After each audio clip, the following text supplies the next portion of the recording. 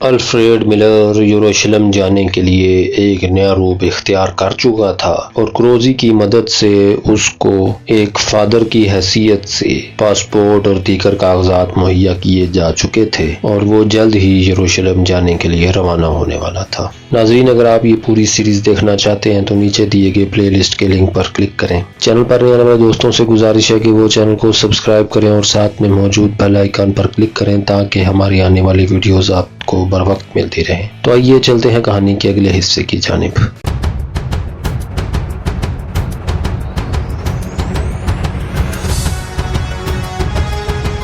وہ مر چکا ہے میرین۔ کئی روز پہلے ہی میرین سمجھ چکی تھی کہ پیٹرک اب اس دنیا میں نہیں رہا تھا اور اس وقت ٹیلی فون پر ہنگس کی سرگوشیانہ آواز میں یہ جملہ سن کر اس کی آنکھیں خشک ہو رہی تھیں، لیکن آخر وہ بہن تھی۔ پیٹرک کے بارے میں یہ اطلاع اس پر بجلی بن کر گری تھی۔ ایک لمحہ کو تو اسے یوں محسوس ہوا تھا جیسے اس کے دل کی دھڑکن رک گئی۔ سنسنی کی ایک لہر اس کے پورے جسم میں پھیل گئی۔ اس نے ایک ہاتھ سے قریب پڑی ہوئی کرسی کی پشت کا سہارا لے لیا۔ اس کی ٹانگیں کپ کپا رہی تھیں، گھٹنے خود بخود دورے ہونے لگے اور وہ بتدریج جھکتی چلی گئی۔ بالآخر بیڈ کے قریب فرش پر بیٹھ گئی۔ مہرین تم ٹھیک ہو مہرین؟ ہاں، مہرین کے منہ سے مردہ سی آواز نکلی۔ فون کا ریسیور اب بھی اس کی مٹھی میں سختی سے جکڑا ہوا تھا۔ میں ٹھیک ہوں۔ میں جاننا چاہتی ہوں کہ یہ سب کچھ کیسے ہوا۔ میرا خیال ہے تمہیں یہ جاننے کی ضرورت۔ مہرین نے اس کی بات کاٹ دی۔ میں یہ جاننا چاہتی ہوں یہ کیسے ہوا۔ وہ روم کے سینٹرل اسٹیشن پر ٹرین کے خالی ڈبے میں مردہ پایا گیا تھا۔ اس کے لباس سے کسی قسم کے کاغذات نہیں ملے اور سرکاری طور پر بھی ابھی تک اس کی شناخت نہیں ہو سکی، لیکن پیٹرک کے ایک دوست نے مردہ خانے میں اس کی لاش دیکھ لی تھی۔ وہ پیٹرک ہی ہے۔ اس کا وہ دوست کون ہے؟ وہ اطالوی ہے۔ اس نے پیٹرک کی ہدایت پر روم میں ملر کی نگرانی کی تھی۔ جب پیٹرک خود روم پہنچ گیا تو اس کا دوست ویٹیکن میوزیم کے سامنے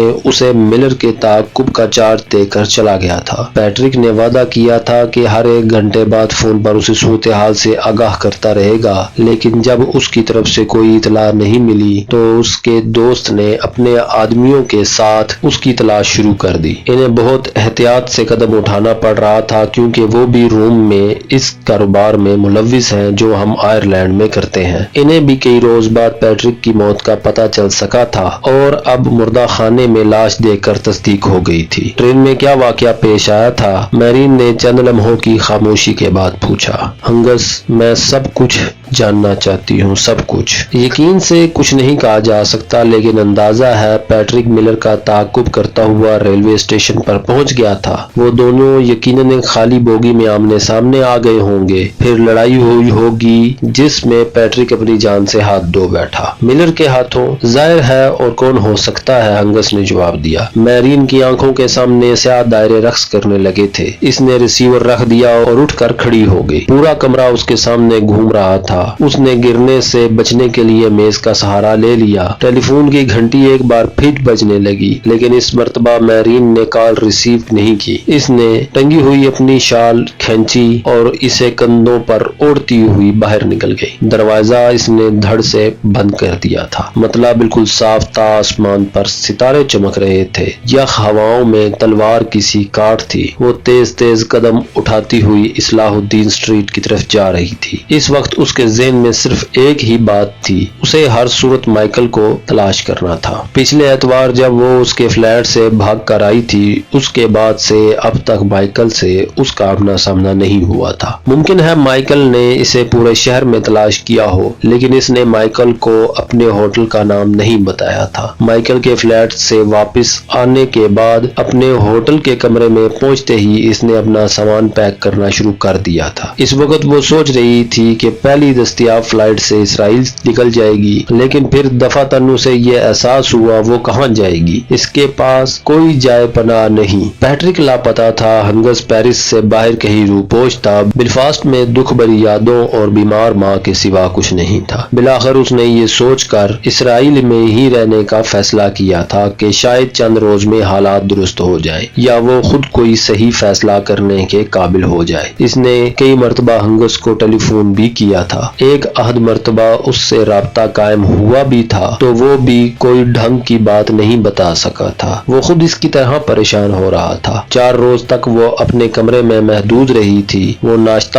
اور کھانا بھی اپنے کمرے میں ہی منگوا لیتی اور گھنٹوں کھڑکی کے سامنے کھڑی باد و باران کے طوفان کو دیکھتی رہتی جس نے شہر کو اپنی لپیٹ میں لے رکھا تھا۔ آج رات مطلع صاف تھا اور کئی روز بعد اس نے مایوسی کی فضا سے باہر نکلنے کا فیصلہ کیا تھا۔ اس نے سفید لباس پہنا، چہرے پر ہلکا سا میک اپ کیا اور کھانا کھانے کے لیے ہوٹل کے ریسٹورنٹ میں گئی۔ ریسٹورنٹ میں بیٹھے ہوئے مردوں کی توجہ اپنی طرف پا کر وہ دل ہی دل میں محظوظ ہو رہی تھی۔ اسے مردوں کا اس طرح گھورنا کچھ اچھا لگا تھا۔ اس نے قریب میز پر بیٹھے ہوئے 2 نوجوان امریکی سیاحوں سے خوشگوار موڈ میں 1-2 باتیں بھی کی تھی۔ اس دوران ویٹرس نے اسے پیرس سے فون کال کی اطلاع دی تھی اور وہ فون سننے کے لیے اپنے کمرے میں دوڑی آئی تھی۔ وہ اس وقت پرانے شہر کے پرہجوم علاقے میں تیز تیز قدم اٹھاتی ہوئی دمشق گیٹ کی طرف جا رہی تھی۔ رات اگرچہ خاصی گزر چکی تھی لیکن مقدس مقامات کی سیاحت کے لیے آئے ہوئے لوگوں کی خاصی بھیڑ بھاڑ تھی۔ میرین کو ہر قیمت پر مائیکل کو تلاش کر کے اسے ملر کے بارے میں خبردار کرنا تھا۔ اتوار کے دن مائیکل نے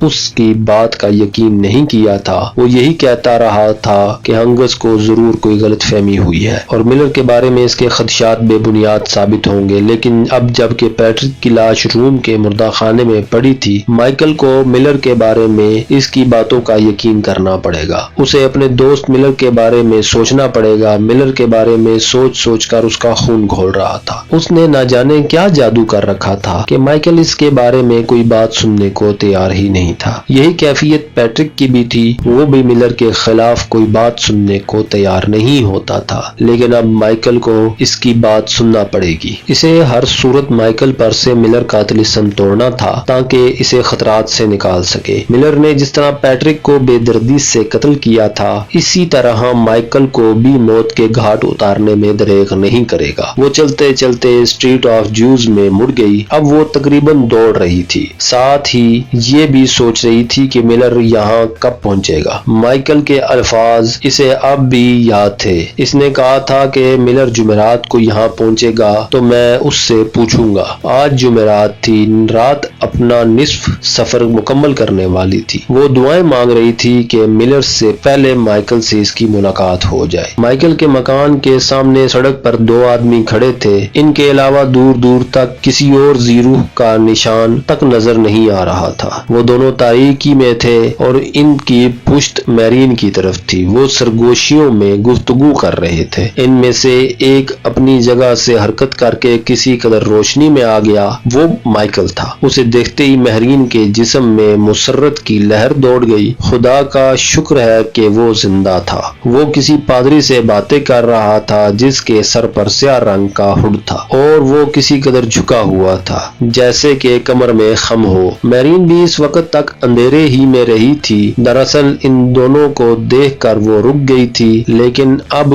اس نے ایک قدم آگے بڑھایا اور وہ مائیکل کا نام لے کر اسے پکارنے ہی والی تھی کہ یکا یک رک گئی، کیونکہ اسی لمحہ وہ پادری بھی اپنی جگہ سے حرکت کر کے روشنی میں آ گیا تھا اور اس کے ساتھ ہی اس کے سر کا سیاہ ہڈ پیچھے سرک گیا تھا۔ اسٹریٹ لیمپ کی زرد روشنی میں پادری کا چہرہ دیکھ کر میرین کو یوں محسوس ہوا جیسے اسے کسی نے ایٹمی بھٹی میں دھکیل دیا ہو۔ وہ بڑی مشکل سے اپنی چیخ پر قابو پا سکی تھی۔ وہ پادری الفریڈ ملر تھا۔ ناظرین، اگر آپ کو ہماری یہ ویڈیو پسند آئی تو ویڈیو کو لائک کریں، شیئر کریں اور کمنٹس میں اپنی رائے کا اظہار کرنا نہ بھولیں۔ چینل پر نئے آنے والے دوستوں سے گزارش ہے کہ وہ چینل کو سبسکرائب کریں اور ساتھ میں موجود بیل آئیکن پر کلک کریں تاکہ ہمارے آنے والی ویڈیوز آپ تک بر وقت پہنچتی رہیں۔